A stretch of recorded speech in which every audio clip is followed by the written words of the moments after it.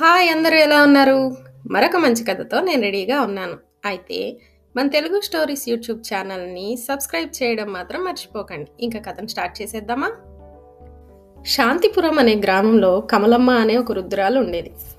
ఆమెకి ఆనంద్ మరియు హరిణి అనే ఇద్దరు పిల్లలు ఉన్నారు. వాళ్ళిద్దరికీ పెళ్లిళ్ళు జరగకముందే కమలమ్మ భర్త కాలం చేశారు. కమలమ్మ ఎంతో కష్టపడి తన పిల్లలిద్దరికీ పెళ్లిళ్ళు చేసింది. ఆనంద్ హరిణి ఇద్దరు ఎంతో ప్రేమగా ఉండేవాళ్ళు. అన్నా చెల్లెళ్ళ మధ్య ప్రేమను చూసి ఆ గ్రామం అంతా ఎంతో ఆశ్చర్యపోయేవాళ్ళు.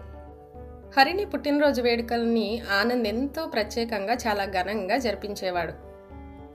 రాఖీ పండుగ రోజు హరిణి తన అన్నయ్య ఆనంద్కి రాఖీ కట్టి అన్నయ్యకు నచ్చిన వంటలన్నీ చేసి తనకు ప్రేమగా వడ్డించేది.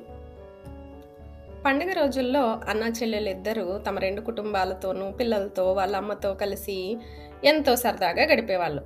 అన్నా చెల్లెళ్ళ మధ్య ప్రేమను చూసి కమలమ్మ ఎంతో సంతోషపడేది. రోజులు గడిచే కొద్దీ అన్నా చెల్లెళ్ళ మధ్య విభేదాలు రావడం మొదలయ్యాయి. ప్రతి చిన్న విషయానికి ఇద్దరు గొడవలు పడడం ప్రారంభించారు. అన్నా చెల్లెలిద్దరూ గొడవపడి తమ తల్లి అయిన కమలమ్మను నిందించేవాళ్ళు. వారి ప్రవర్తనకు కమలమ్మ హృదయం చాలా బరువెక్కిపోయేది. కానీ ఆమె చిన్న చిరునవ్వుతో పిల్లలిద్దరితో ప్రేమగా మాట్లాడి ఇద్దరికి సర్ది చెప్పేది. కమలమ్మ ఒంటరిగా ఉన్నప్పుడు డైరీలో తన బాధనంతా రాస్తూ ఉండేది. కుటుంబాన్ని కలిపి ఉంచేందుకు కమలమ్మ ఎన్నో ప్రయత్నాలు చేసేది. హరిణి మరియు ఆనంద్ పిల్లల్ని సెలవుల్లో తన ఇంటికి ఆహ్వానించేది.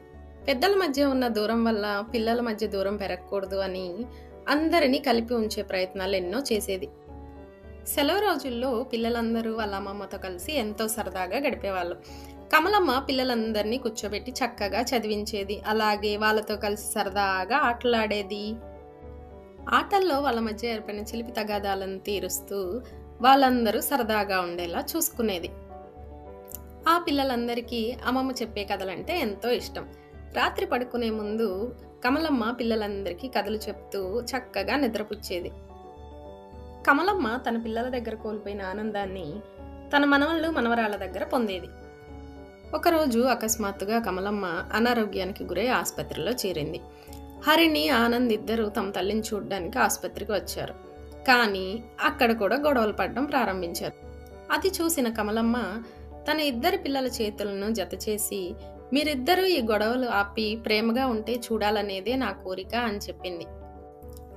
ఆ రోజు సాయంత్రం అందరూ హాల్లో కూర్చుని ఉండగా కమలమ్మ గదిలో ఉన్న ఒక చిన్న చెక్క బాక్స్ని పిల్లలు హరిణి దగ్గరకు తీసుకొచ్చి చూపించారు.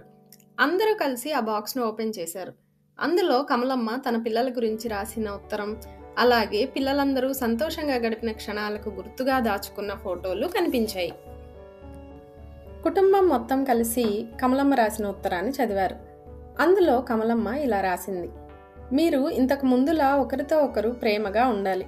మీరు ఇలా గొడవలు పడుతుంటే నా హృదయం ఎంతో వేదన పడుతుంది. మీరిద్దరూ మళ్ళీ కలుస్తారని ఆ భగవంతుణ్ణి కోరుకుంటున్నాను.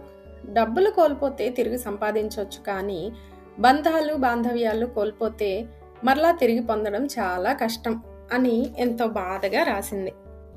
ఆ ఉత్తరాన్ని చదువుతూ ఉన్న ఆనంద్ హరిణి ఇద్దరూ కన్నీళ్లు ఆపుకోలేకపోయారు. వాళ్ళ పాత ఫొటోస్ చూసుకుని పాత రోజులు గుర్తు చేసుకుని ఇద్దరూ ఒకరినొకరు హత్తుకున్నారు. మళ్ళీ అన్నా చెల్లెలిద్దరూ సంతోషంతో ఒక్కటయ్యారు. మరుసటి రోజు కమలమ్మను ఆసుపత్రి నుంచి ఇంటికి తీసుకుని వచ్చారు. తన కూతురు కొడుకు ఇద్దరు కలిసిపోయి ప్రేమగా ఉండడం చూసి కమలమ్మ హృదయం సంతోషంతో నిండిపోయింది. కుటుంబంలో అందరూ కలిసిమెలిసి సంతోషంగా ఉండడమే నిజమైన సంపద.